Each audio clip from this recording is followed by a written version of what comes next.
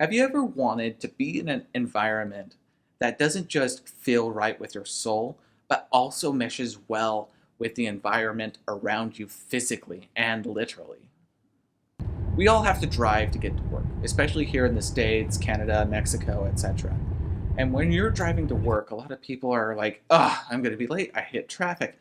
Or maybe they're 10 minutes early and no one's there and they can't get into the office because the manager hasn't arrived. Those are people who are dedicating themselves to a career that I don't know if the future will have a place for. We'll see. I don't know what the future holds, but what I want to say is this. Imagine a magical world where you're living in harmony with nature. I know that sounds like a hippie pipe dream. So this is the place I'm working on. Look at this. Just absolutely gorgeous.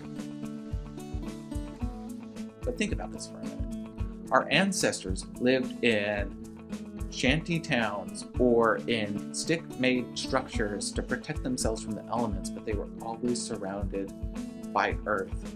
The raw earth beneath their feet, the sky filled with stars, the sunlight beating on their skin.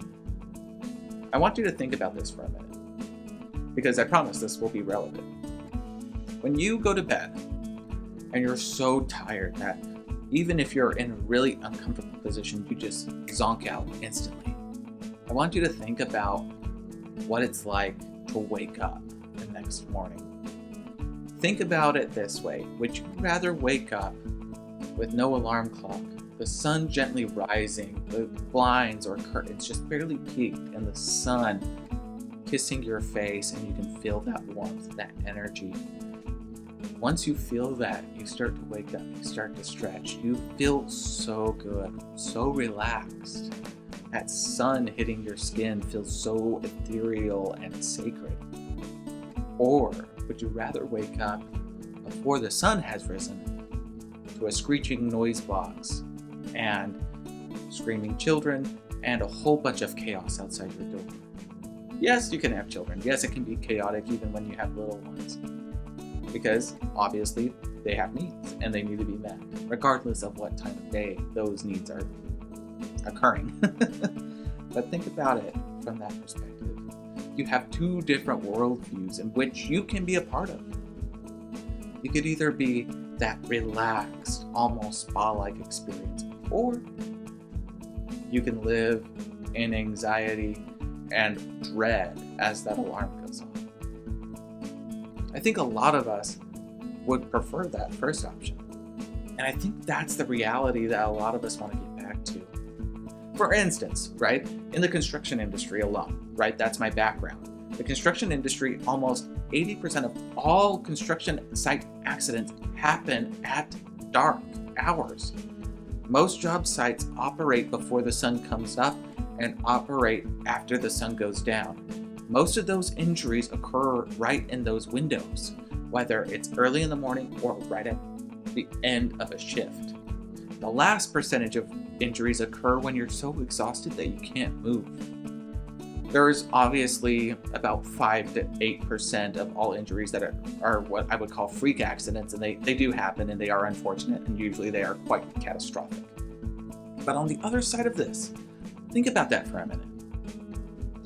Yeah, that means if we change the way we do things, things aren't going to get done as fast.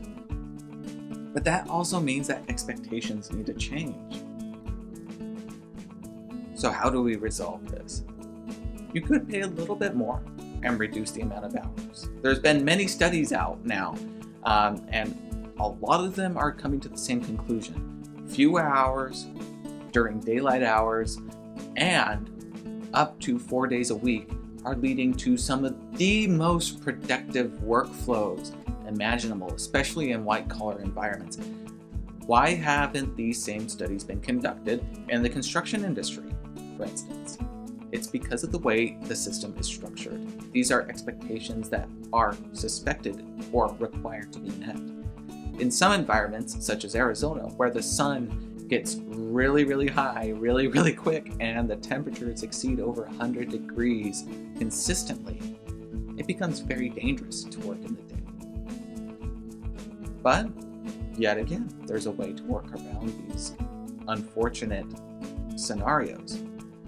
But these studies haven't been conducted. So maybe the question we need to ask ourselves is, how do we get people on board to change the way we do things? I have a couple ideas. I think the first thing that we need to change is that we need to understand that not everyone has the exact same lifestyle or the exact same wants as everybody else. Not everybody wants a white picket fence, but everyone does want a home. 2, we also need to address this big elephant in the room. People are wanting to spend more time than ever, not just connected socially, either online, but they also want to be connected to nature. There's a growing movement of people who get their minds blown when they experience forest for the first time, when they experience the winding canyon. This is amazing. It's like driving through the middle of nowhere. I love this. This is so cool. Appalachia or the Rockies, when they see that waterfall cresting down into a massive lake or reservoir, it's that magical moment where you realize this place is incredible. It's magic. It's a part of the experience. And we need to reconnect. When you work less, not only do you feel more energized to do your job, but it gives you more opportunities to connect with your surroundings, whether that's the big city or the winding canyons in the mountains, or perhaps it's a trail right through a wooded area. There's a lot of mystery and beauty around these situations, and I don't think anyone wants to take these for granted. But these are just ideas. Now imagine if we could improve all of these things all at the same time. How much happier would you be? I think a lot of us would be happier. I used to script all my videos. I used to do immense amounts of research, pouring every ounce of everything I had into every single video I produced. But my favorite videos at the end of the day that I've ever produced, created, and made were all ones that were unscripted. This video is unscripted. When we have structured lives the way they are today, it leads to exhaustion and burnout. So why not take a risk and do something a little bit different, unscripted, if you will? Because I think if we live our lives that way, we'll find that harmony that we've all been looking for, regardless of what your beliefs are. Every industry goes through changes at their own time. And it's interesting when you get to talk to people, because you start to realize that, arguing with someone, or in my words, debating someone, isn't necessarily fruitful, because you don't change someone's mind by calling them an idiot. But what can you do? You can inform and encourage and hope for their safety. And I know there's a lot of people out there, especially in my current circle of coworkers and friends, who are looking at construction as a possible industry. And I'm not discouraging them from entering, but I am honest with them about my experiences, which are mine and no one else's.